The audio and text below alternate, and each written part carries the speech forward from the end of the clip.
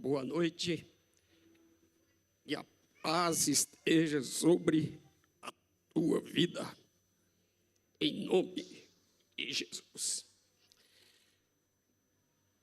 Quinta-feira, nós refletimos em algo muito poderoso, mas que às vezes passa desapercebido aos nossos olhos. Falamos em relação à paz interior. Jesus, em João capítulo 20, versículo 19,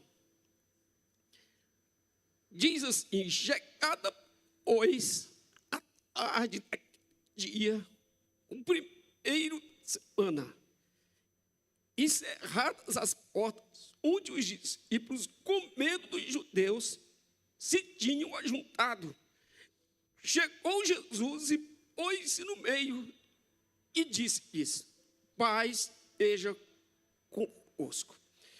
Então Jesus acabara de ressuscitar, os discípulos estavam juntos no mesmo lugar, estavam com medo por causa de tudo que tinha acontecido. Porque o momento onde Jesus foi preso, açoitado, castigado, crucificado, morto, foi algo muito forte.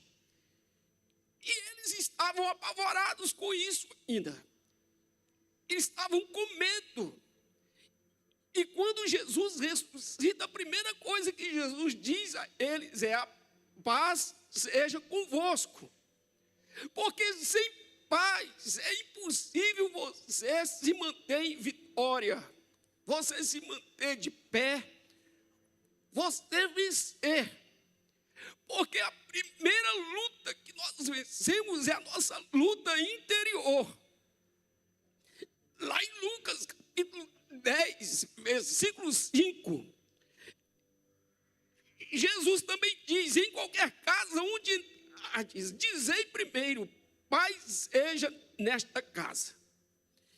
Então, porque Jesus nos ensina a ministrar a paz, a profetizar a paz, ordenar a paz, porque todos nós precisamos muito de paz. Se não tivermos paz, nós não funcionamos direito. Nossa vida vai de ladeira abaixo. Até porque toda reação que uma pessoa tem depende do estado de sua alma. Se uma pessoa tiver tomada por um sentimento de raiva, ou estresse, ou se estiver magoada, ou se estiver alegre, grata, ela vai reagir de acordo com como ela está se sentindo. Então não existe nenhuma conquista fora de você, se primeiro não for conquistado dentro de você. Por isso Jesus diga: ministre a paz, porque vocês precisam de paz. Se você olha na Bíblia Sagrada, Jesus está sempre tratando do coração, do espírito, da alma. Só sente paz quem está vencendo algo. Se você estiver perdendo, você logicamente tem ausência de paz. Então a falta de paz é um reflexo de uma alma perturbada. E a perturbação vem por falta de força. Muitas vezes vem por causa de frustrações, vem por causa da insegurança, falta de fé, decepções, por não conquistar algo e não receber o que se esperava. Então todas essas coisas perturbam a alma. E quando sua alma está perturbada, você começa também a perder a paz. E sem paz você não tem atitudes ajustadas, você não tem decisões claras, você não tem uma percepção clara.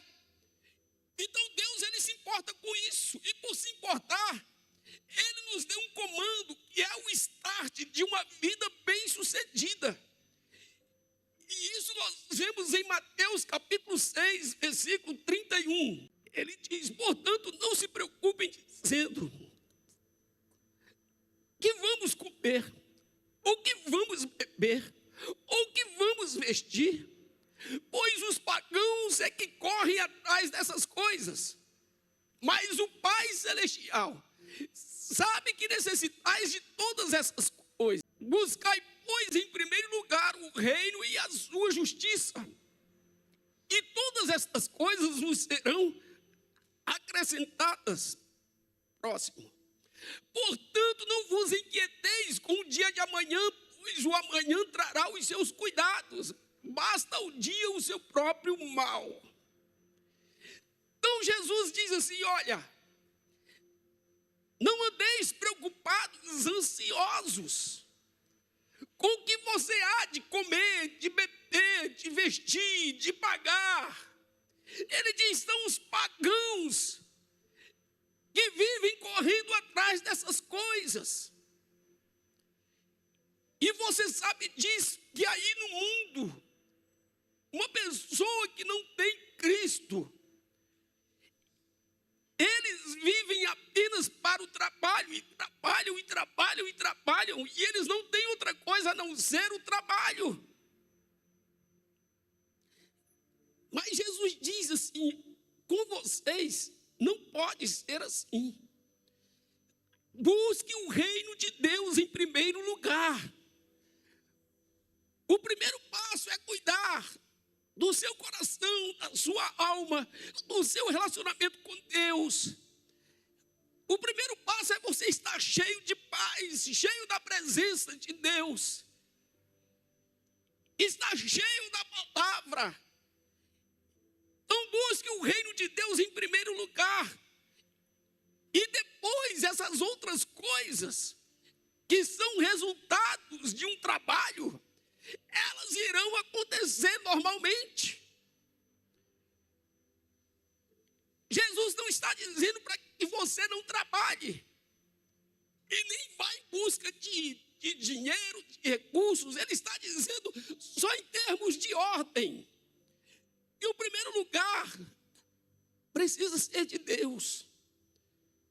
O primeiro lugar, você precisa cuidar do seu interior, da sua alma, do seu espírito.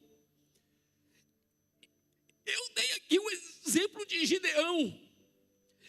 E quando Deus o escolhe para lutar contra os midianitas, Deus manda Gideão juntar os homens de Israel para esta batalha.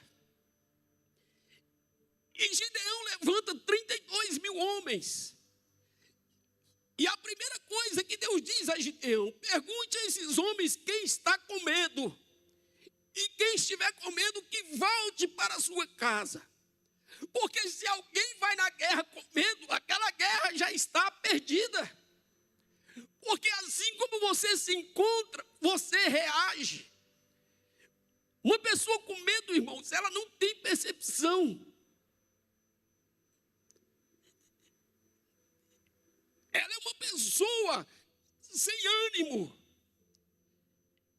É uma pessoa que já está derrotada no seu interior. Então Deus disse: manda esses homens para casa. Eles não podem ir para a guerra porque estão com medo. Eles não têm paz nessa disputa. E voltaram 22 homens. E depois Deus deu outro conselho para Gideão. Disse: agora veja quem é displicente. Porque às vezes a pessoa não está com medo, mas ela é displicente. Sabe, ela não tem zelo, ela não tem foco, ela não tem responsabilidade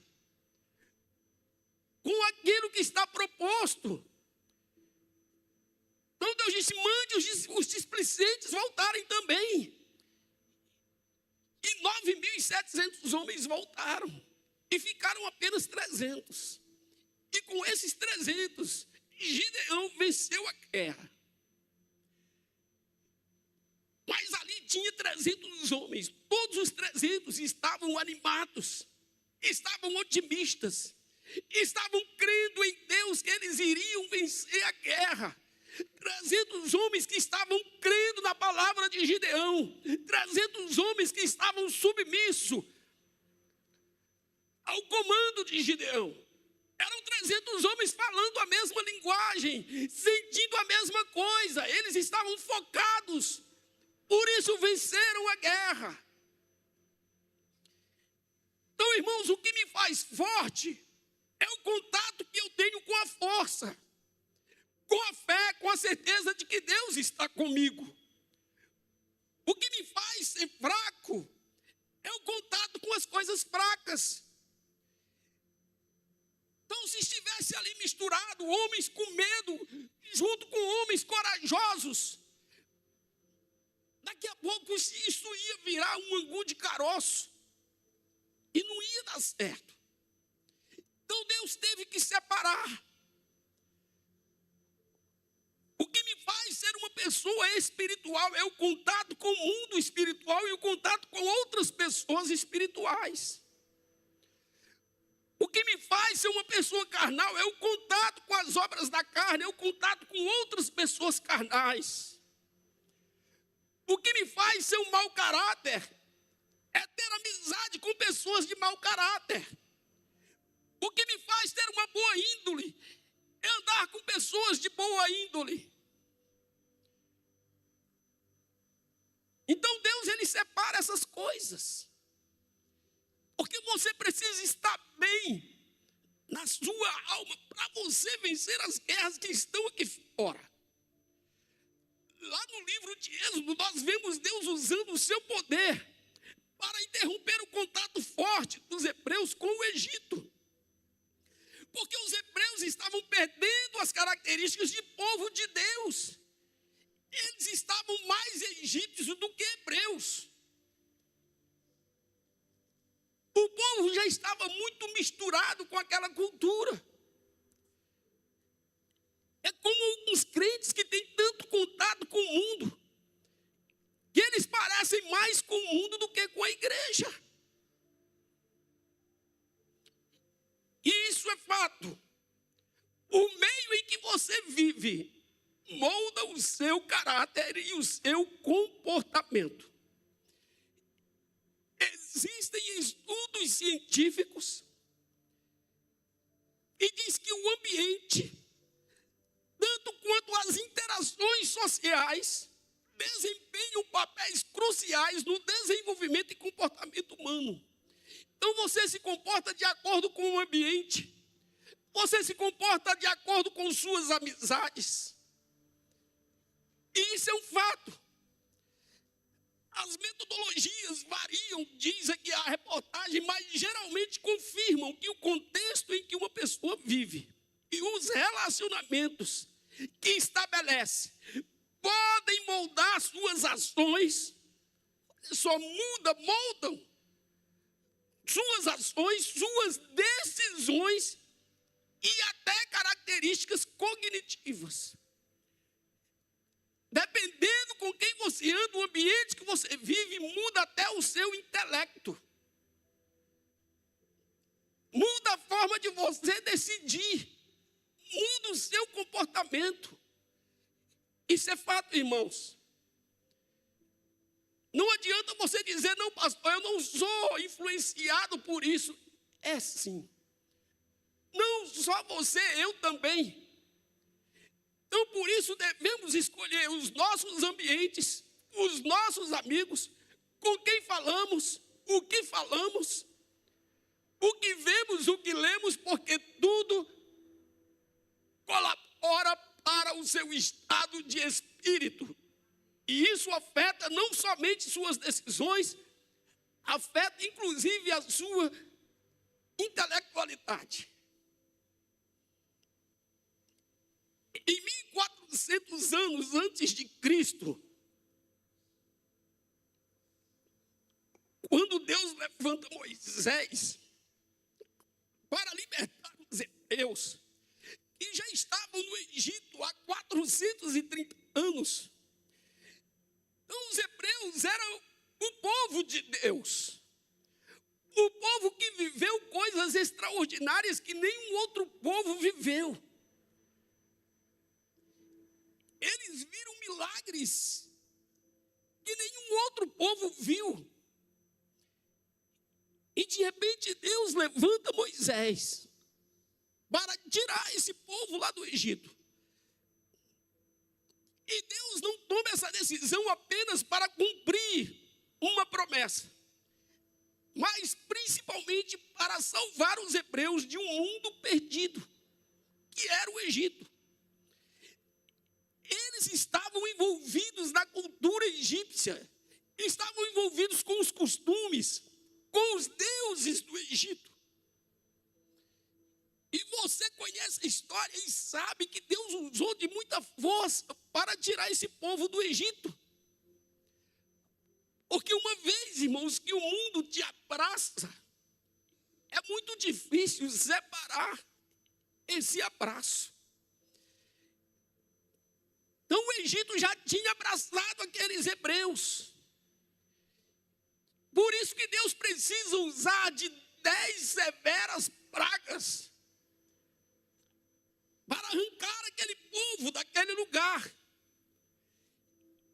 E vamos ver alguns textos aqui, porque cada tentativa que Moisés propunha a Faraó, Faraó tinha uma proposta atrativa para Moisés. A mesma coisa acontece conosco. Todas as vezes que você quer se libertar de algo, o diabo sempre vai ter propostas boas para que você se mantenha naquela condição e posição. Êxodo capítulo 8, versículo 25 ao 27. Então chamou Faraó, Moisés e Arão e disse: ide e sacrificai ao vosso Deus nesta terra. Sabe, a primeira proposta, quando Moisés chega lá e diz: olha, Deus me enviou aqui, você tem que liberar o povo. E ele não liberava, e Deus mandava pragas. E no meio dessa turbulência, então, Faraó chama Moisés e Arão e faz essa proposta. Olha, não precisa vocês irem. Sacrifique ao vosso Deus aqui mesmo, no Egito, nesta terra. E Moisés disse: não convém que façamos assim, porque sacrificaríamos ao Senhor nosso Deus a abominação dos egípcios. Ele diz: como vamos sacrificar ao nosso Deus, como nós vamos fazer cultos aqui, se o nosso Deus é uma abominação para os egípcios? Se eles não aceitam, eles não recebem, eles não suportam, eis que se sacrificássemos a abominação dos egípcios perante os seus olhos, não nos apedrejariam eles? Então Moisés está dizendo: olha, se nós formos cultuar o nosso Deus aqui no Egito, nós vamos ser apedrejados.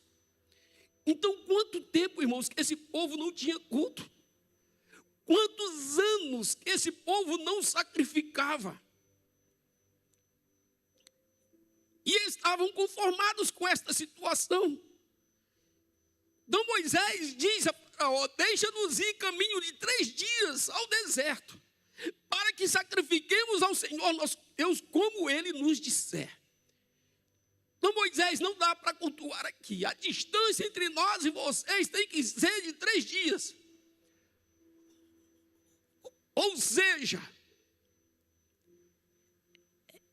essa distância entre a cruz e o sepulcro vazio, entre a crucificação e a ressurreição, não tem comunhão, ligação, a amizade, sabe? Não existe entre trevas e luz, entre hebreus e egípcios. Então, esse é um dos projetos do diabo. Que você sacrifique o seu Deus no Egito. Que você adore o seu Deus estando no mundo. Que você tenha relacionamento com Deus num ambiente de pecado. Que você se mantenha assim, carregando o nome de crente, de cristão, mas vivendo no Egito, vivendo uma vida comum como qualquer mundano. E essa é a maior conquista de Satanás. Quando o pecado já não te ofende. Quando o pecado já não é escândalo para você. Quando já existe,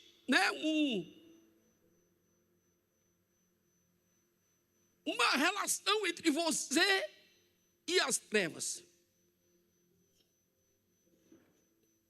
Mas a distância, irmãos, precisa ser de 3 dias.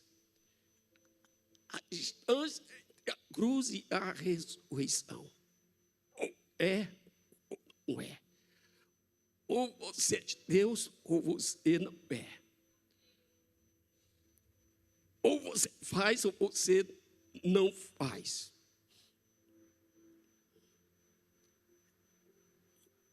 Deus continua enviando pragas. E de repente, Faraó faz uma segunda proposta. Êxodo 10, versículo 8.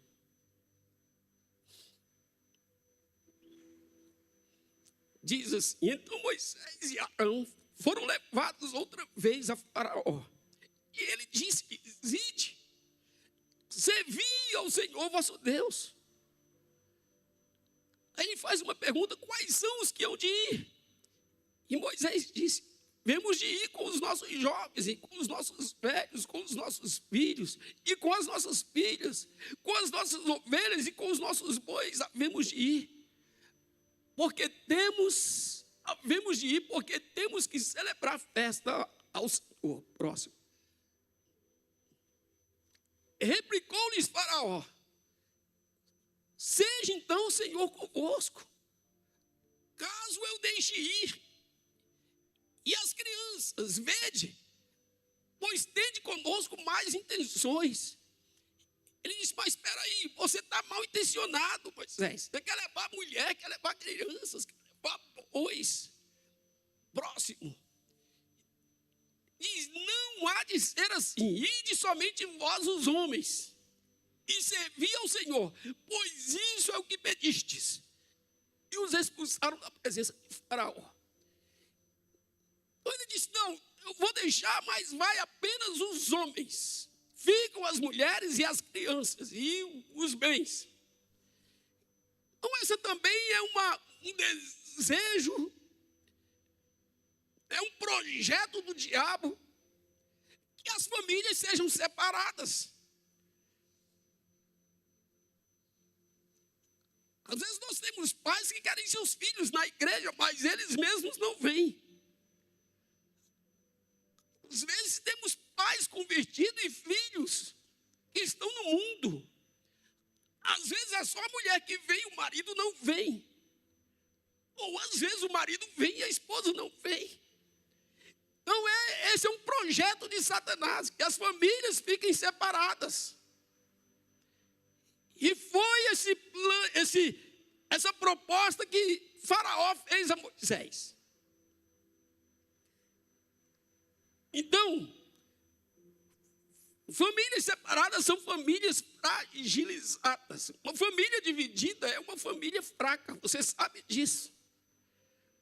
Uma família que dá lugar ao medo, à ansiedade, à insegurança, à falta de fé. E eu vou te dizer, é muito difícil você juntar toda a família na igreja, servindo ao Senhor. Mas esse é o projeto de Deus. Por isso que Deus disse a Abraão: em ti serão benditas todas as famílias da terra. Porque o projeto de Deus é para que a família se converta.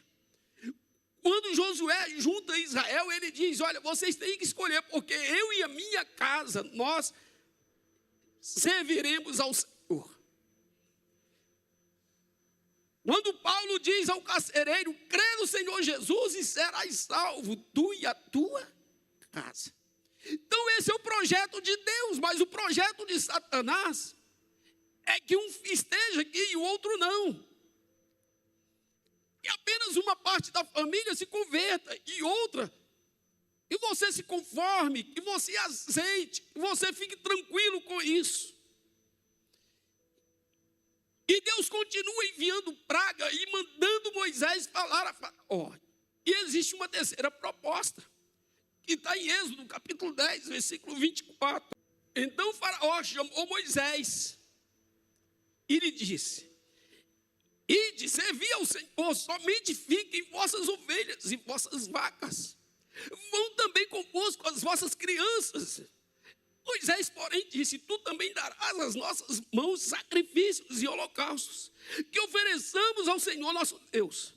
E também o nosso gado há de ir conosco, nenhuma unha ficará, porque daquele havemos de tomar para servir ao Senhor nosso Deus, porque não sabemos com que havemos de servir ao Senhor até que cheguemos lá.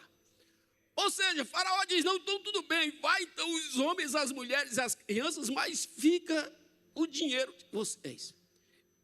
Fica o gado, fica as ovelhas, fica os investimentos, fica os bens. Essa também é uma outra proposta do inimigo. Que você sirva ao Senhor, mas que o seu dinheiro não.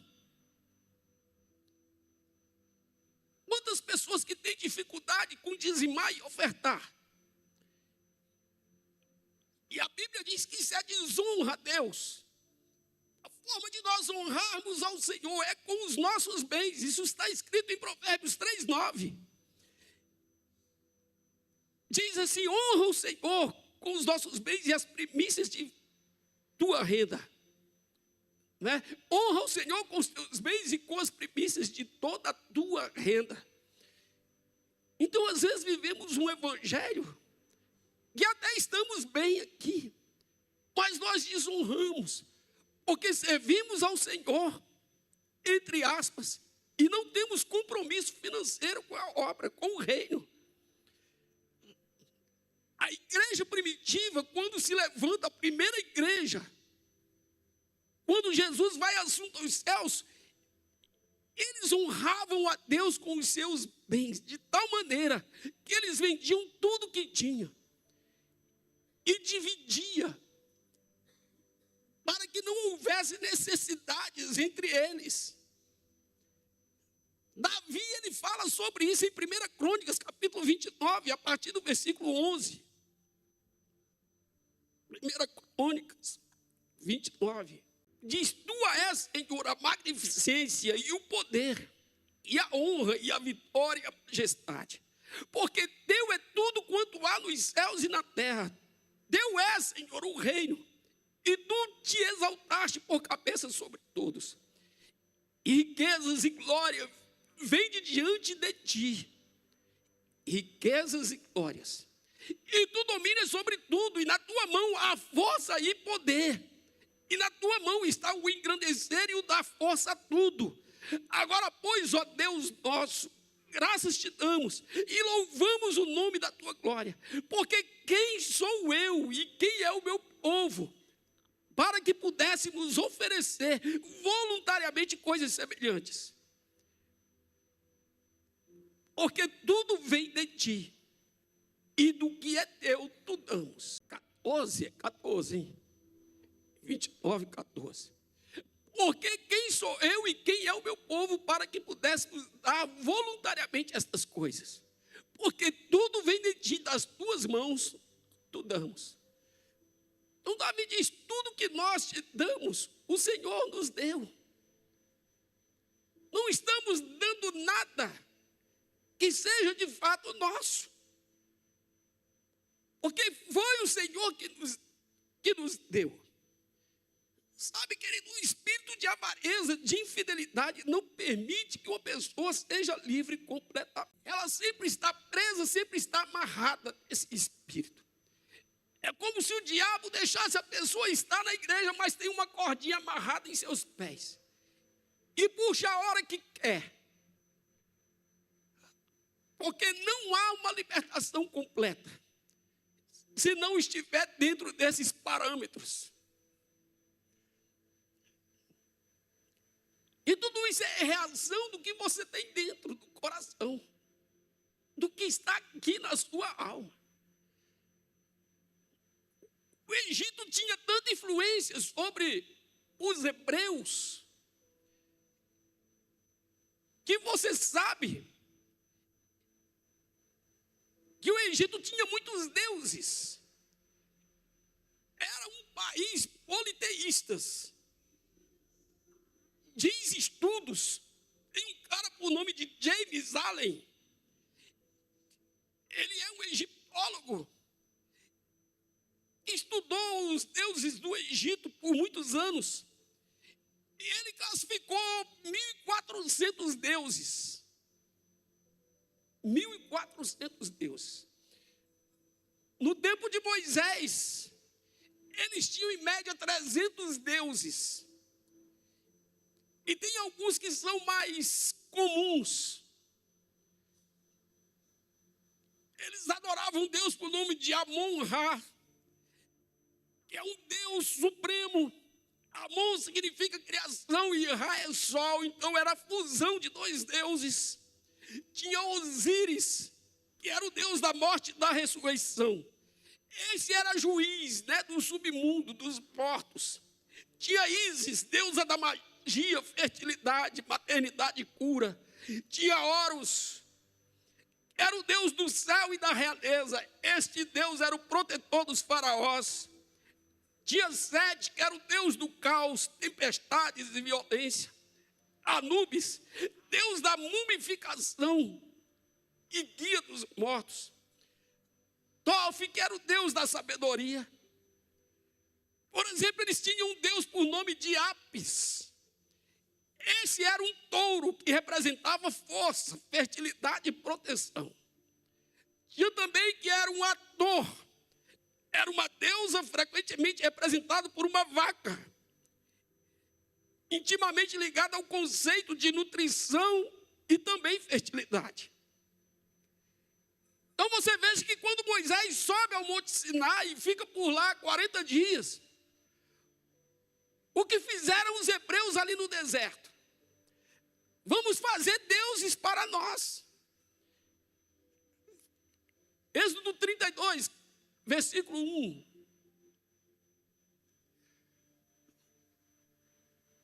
Mas vendo o povo que Moisés estava em descer do monte, acercou-se de Arão e lhe disse: levanta-te, faze-nos deuses que vão adiante de nós.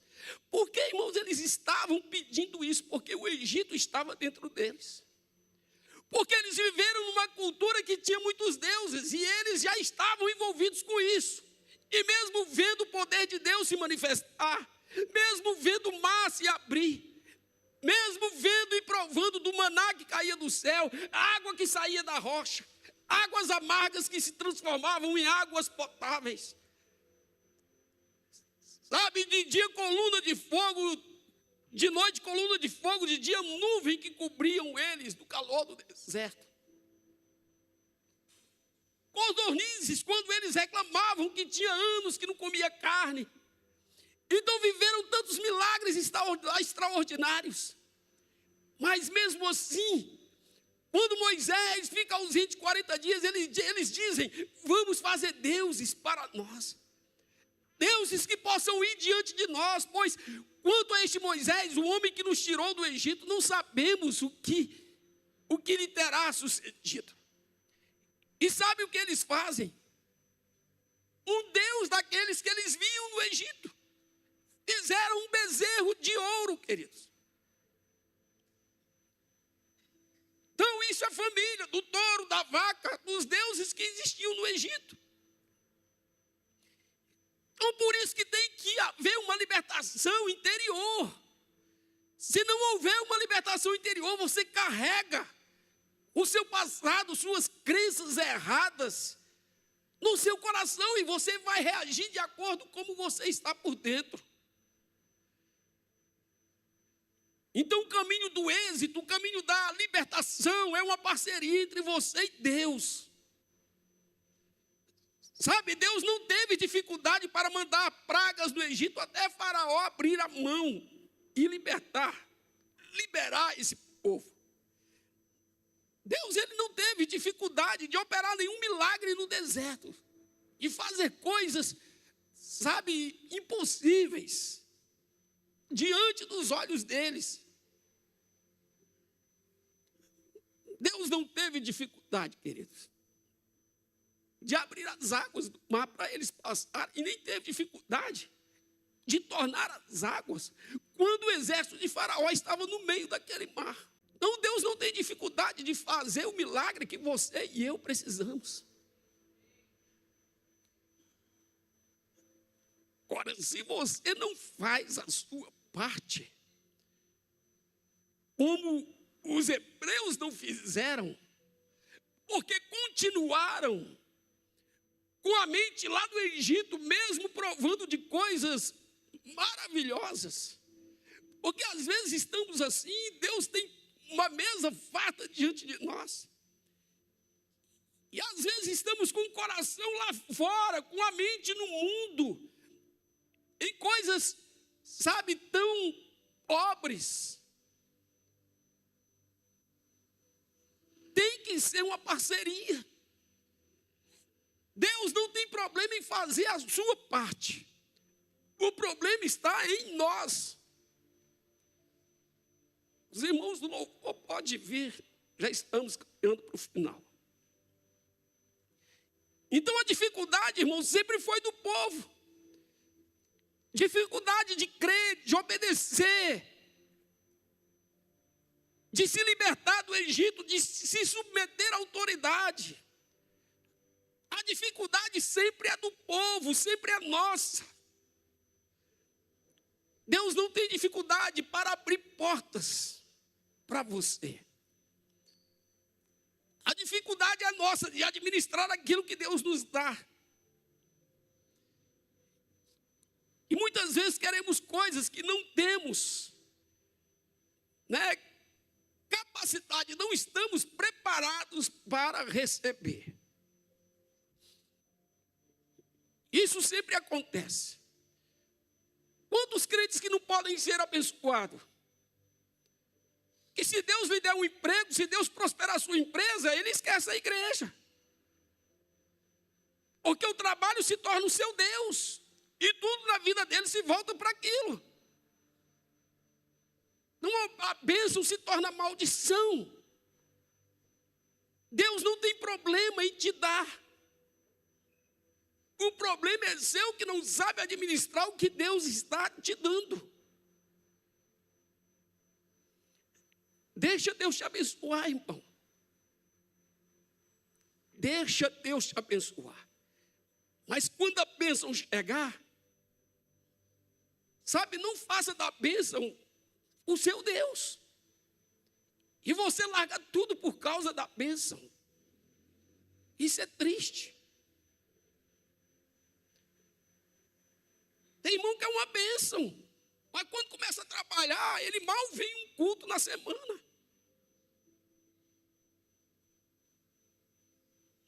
Mal vem um culto na semana. E quando vem, fica doido para voltar. Como que Deus vai te abençoar? Como que Deus pode confiar talentos em suas mãos? Como Deus pode te fazer mordomo de suas bênçãos? Então deixa eu te dar, um princípio aqui. Seja constante no chamado que Deus te deu.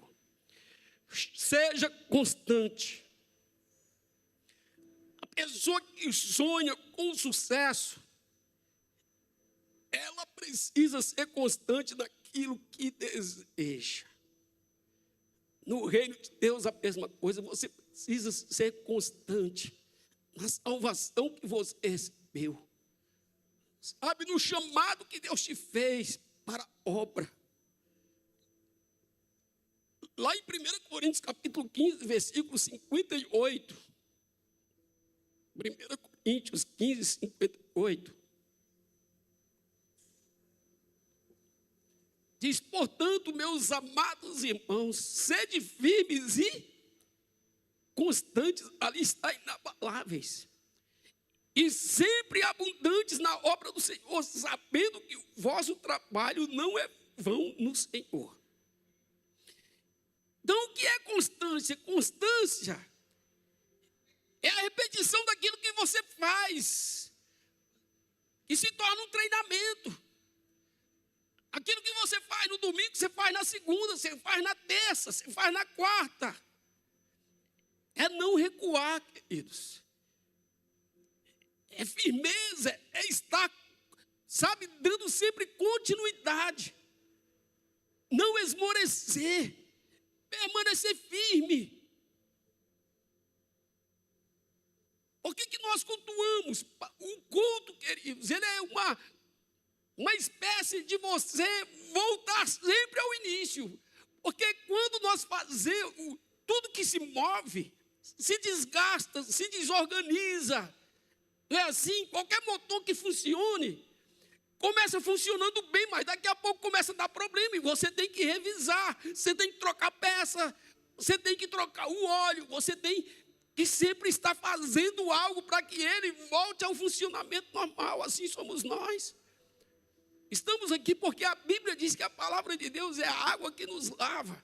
É como o banho que você toma no final do dia. Você tem que renovar. Quando você toma um banho, você renova suas forças. Você está dizendo, olha, volto a estaca zero, no sentido de estar renovado as minhas forças, para fazer tudo outra vez no dia de amanhã. Então, pessoas querem, desejam, mas não têm constância. Foi o que aconteceu com esse povo no Egito. Deus abriu as portas, libertou, mas não foram perseverantes, não foram constantes no desafio, no chamado, em busca da conquista. São vencidos pelo desânimo, pelo cansaço, pelo sono, pela preguiça. Vencido pelos sentimentos, porque não há paz. E muitas vezes no lugar da paz está o medo. Ora, para derrubar o diabo, Deus é contigo, amados. Mas para vencer o cansaço, o sono, a preguiça, para ser constante, isso é só você. Deus não participa disso. Porque essa é uma causa apenas sua, não é uma parceria. A parte de Deus ele fez para liberar esse povo, mas o povo não fez a sua parte no deserto, de crer, de perseverar, de avançar, de se submeter, de fazer o que é certo, o que é correto, de continuar crendo, não fizeram. E por isso pereceram no deserto. Então, quando se trata de demônio, Deus está contigo. Mas quando se trata de atitudes que só você pode fazer, uma causa apenas tua. Você precisa fazer a sua parte, porque é uma parceria. Juízes 6, versículo 14. Juízes 6, 14. Olha como Deus diz a Gideão. Então o Senhor olhou para ele e disse, vai nesta tua força e livrarás a Israel das mãos dos midianitas. Porventura não te enviei eu? Vai nessa tua força. Então a força de se mover e ir era de Gideão. Sabe?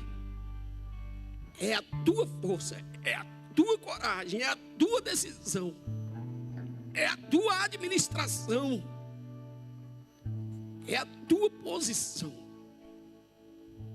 é você que faz. Paulo estava preso e sabia que ia morrer e continuava sonhando motivado. Olha o que ele diz. Filipenses capítulo 3, versículo 13. Estava preso e sabia que ia morrer. Filipenses 3, 13. Ele diz assim: irmãos, quanto a mim não julgo que o haja alcançado, mas uma coisa faço, e é que, esquecendo-me das coisas que atrás ficam, e avançando para as que estão diante de mim, prossigo para o alvo pelo prêmio da soberana vocação de Deus em Cristo Jesus. Estava preso e sabia que ia morrer. E ele está mandando uma carta cheio de otimismo, cheio de esperança, cheio de fé. Um homem ferido por açoites, por injustiça, mas ele tinha paz. Ele diz: olha, eu esqueço das coisas que ficaram para trás, e eu avanço para as que estão diante de mim, porque tem muita gente que está sempre preso no passado. Esquece, irmãos. Você quer saber de que assunto Paulo estava falando? Que coisas eram essas que ele havia esquecido, deixado para trás? Está em 2 Coríntios capítulo 11, versículo 23. A partir do 23. Ele diz: são ministros de Cristo, eu ainda mais, em trabalhos muito mais. Ele diz: em açoites mais do que eles, em prisões muito mais, em perigo de morte muitas vezes. Recebi dos judeus 5 quarentenas de açoites, menos um. 3 vezes fui açoitado com varas. Irmão, esse homem apanhou demais. E deixa eu te dizer, essas peias não era uma peia comum. Eles tinham instrumentos que cortavam a carne. Então Paulo apanhou demais, injustamente, sem cometer crimes. Ele diz: eu fui apedrejado 3 vezes, sofri naufrágio. Uma noite e um dia passei no abismo, em viagens muitas vezes, em perigo de rios, em perigos de salteadores, em perigo da minha nação, até de judeus contra ele, em perigos dos gentios, em perigos na cidade, em perigos no deserto, em perigos no mar, em perigos entre os falsos irmãos, em trabalhos e fadiga, em vigílias, muitas vezes em fome, sede, em jejum, muitas vezes em frio e nudez. Além das coisas exteriores, porque tudo isso ele sofria do lado de fora. Ele diz: me oprime por dentro, cada dia o cuidado de todas as igrejas. Então Paulo não sofria na sua alma por causa dessas injustiças, mas ele sofria com o cuidado das igrejas. E esse homem que sofreu tanto está preso e diz: olha, eu esqueço as coisas que ficaram para trás, perdoo. Eu esqueço os açoites, os naufrágios, a fome, a sede, as injustiças, os falsos irmãos. Eu esqueço as prisões e avanço, prossigo para aquilo que está diante de mim. Um homem liberto na alma, por fora sofrimento, injustiça, mas por dentro ele estava livre. Então esse é o chamado de Deus para nós como igreja, sabe? Que você receba paz. Porque se você for um gigante por dentro, o que você de comer, de beber, de vestir, de pagar, isso vai acontecer naturalmente, é uma consequência do seu estado de espírito. Mas se você estiver mais parecido com o mundo do que a igreja, e vive para trabalhar. E esquece o reino de Deus. O reino de Deus não está em primeiro lugar. Dificilmente, querido, Deus vai confiar a você coisas maiores. Não dá, porque se Ele te der, você morre. E Deus não quer que você morra. Deus não quer que você esfrie. Deus não quer que você abandone o barco. Deus não quer que sua fé acabe. Ele quer que você viva, que você se levante e que você seja um luzeiro. Mas você precisa dar confiança. Deus precisa confiar em você. Amém? Vamos ficar de pé. Vamos cantar uma canção. Cristo.